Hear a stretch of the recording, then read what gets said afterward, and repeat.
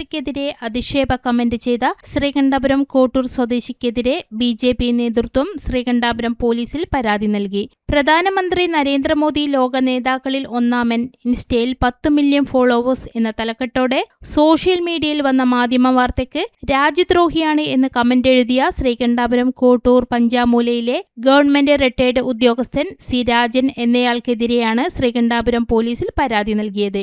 IT act പ്രകാരം ഇരിക്കൂർ മണ്ഡലം president Sanju കൃഷ്ണകുമാറാണ് ശ്രീകണ്ഠപുരം പോലീസ് SHO കൃഷ്ണപ്രസാദിന് മുമ്പാകെ പരാതി നൽകിയത്. ലോകം ആരാധിക്കുന്ന പ്രധാനമന്ത്രിക്കെതിരെ സമൂഹ മാധ്യമത്തിൽ നടക്കുന്ന മോശം പരാമർശം പിൻവലിക്കണമെന്നും മാപ്പ് പറയണമെന്നും BJP നേതാക്കൾ ആവശ്യപ്പെട്ടു. നമ്മുടെ ലോകാരാധ്യനായ പ്രധാനമന്ത്രി ശ്രീ നരേന്ദ്രമോദിജിയുടെ ഒരു ലോക നേതാക്കളിൽ ഒന്നാമൻ എന്നൊരു കമന്റ് നമ്മുടെ ഒരു സുഹൃത്ത് കഴിഞ്ഞ ദിവസം ഫേസ്ബുക്കിൽ പോസ്റ്റ് ചെയ്തിരുന്നു.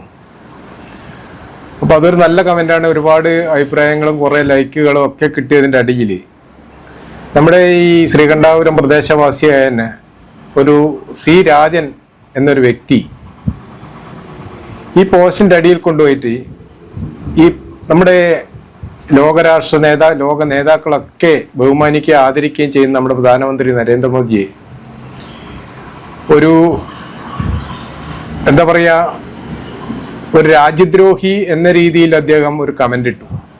നമ്മളൊരു ഇന്ത്യക്കാരൻ, നമ്മളൊരു പൗരൻ, ഇന്ത്യൻ പൗരൻ എന്ന നിലയിൽ പ്രധാനമന്ത്രി ഏതോ ആയിക്കോട്ടെ, ആരും ആയിക്കോട്ടെ, BJP ആയിക്കോട്ടെ, ലീഗ് ആയിക്കോട്ടെ, കോൺഗ്രസ് ഏതോ ആയിക്കോട്ടെ, അദ്ദേഹം നമ്മുടെ ഭാരതത്തിൻ്റെ പ്രധാനമന്ത്രിയാണ്.